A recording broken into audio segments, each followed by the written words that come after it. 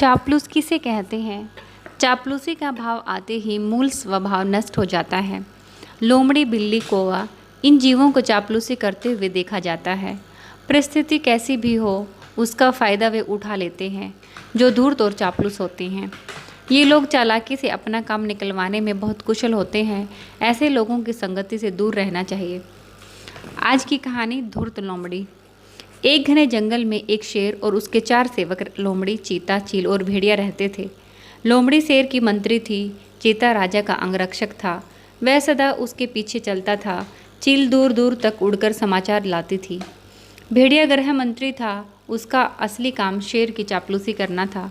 वैसे इस कार्य में चारों बहुत कुशल थे, इसलिए जंगल के दूसरे जानवर उन्हें चापलूस मंडली कहकर पुकारते थे।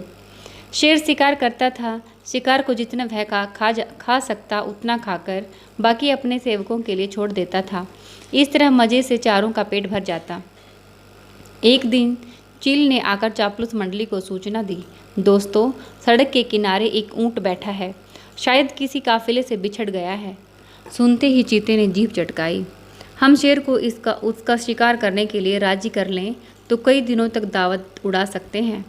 लोमड़ी ने घोषणा की, यह काम मेरा है, इसलिए मैं ही करूँगी। लोमड़ी शेर के पास गई और अपनी आवाज़ में मिठास घोलकर बोली, महाराज, दूत ने खबर दी है कि सड़क के किनारे एक ऊंट बैठा है। मैंने सुना है कि मनुष्य के पाले हुए जानवरों के मांस का स्वाद कुछ और ही होता है। आप आज्ञा दें तो शिकार का ऐलान कर दूं? लोमड़ी जुबान में शहद घोलते हुए बोली। शेर लोमड़ी की मीठी बातों में आ गया और चापलूस मंडली के साथ चील द्वारा बताई गई जगह पर जा पहुंचा। वहां एक कमज़ोर सा ऊंट सड़क किनारे निढाल बैठा था। उसकी आंखें पीली पड़ चुकी थी। ऊंट की हालत देखकर शेर ने पूछा, क्यों भाई, तुम्हारी यह हालत किसने बनाई? ऊंट करहाता हुआ बोला, हे जंगल के राजा, आपको नहीं पता कि इंसान कितना निर्दयी प्राणी होता है। मैं ऊँटों के एक काफिले में सामान ढोने का काम करता था। रास्ते में बीमार पड़ गया और माल ढोने लायक नहीं रहा। काफिले का मालिक मुझे यहाँ मरने के लिए छोड़कर चला गया। अब आप ही मेरा शिकार कर मुझे मुक्ति दीजिए। ऊँट की कहानी सुनकर शेर को बहुत दुख हुआ। उसके दिल में राजाओं जैसी उदारता उमड़ आई। शेर ने कहा, तुम मेरे साथ चलो और वहाँ चलकर आराम से रहो, तुम्हें कोई नहीं मारेगा। राजा की आज्ञा सुनकर चापलूस मंडली के चेहरे लटक गए। भेड़िया फुसफुसाया, हम बाद में इसे मरवाने की कोई तरकीब निकाल लेंगे, अभी तो शेर का आदेश मानने में ही भलाई है। इस प्रकार ऊंट शेर के साथ जंगल में आकर रहने लगा। हरी घास खाने और आराम करने से कुछ ही दिनों में वह स्वस्थ हो गया। चारों सेवक कभी कभी ऊंट की पीठ पर बैठकर शाही सवारी का आनंद लेते थे। एक दिन एक हाथी ने शेर पर हमला कर दिया। हाथी पागल था। शेर को उसने सूंड से उठाकर पटक दिया। शेर बुरी तरह घायल हो गया।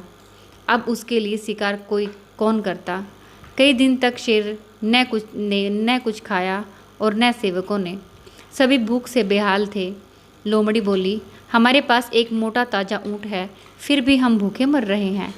चीते ने ठंडी आह भरी, क्या करें, वह हमारे महाराज शेर का बहुत करीबी जो बन गया है। देखो तो ऊँट की पीठ का कुबड़ कितना बड़ा हो गया है, चर्बी ही चर्बी भरी है।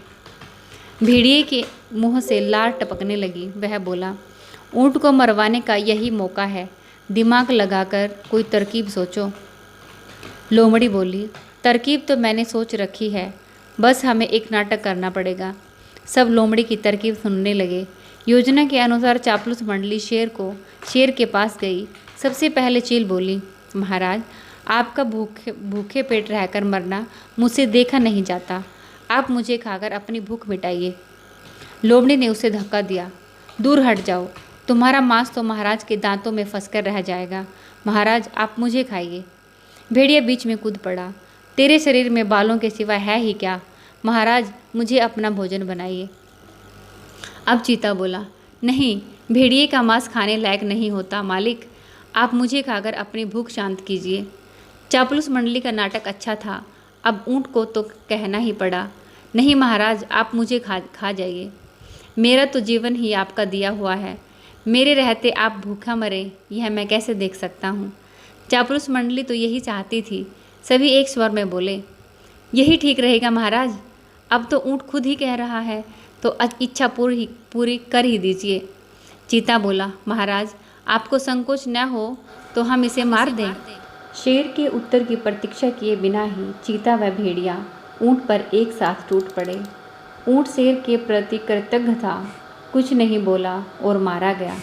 तो दोस्तों, चापलूसों को अपना दोस्त न बनाना। जो लोग मीठी मीठी बातें बोलकर अपना काम निकालते हैं, उनसे सावधान रहना चाहिए। समान स्तर के लोगों से मित्रता करनी चाहिए। इसी के साथ हम आपसे विदा लेते हैं। फिर होगी मुलाकात एक नई कहानी के साथ।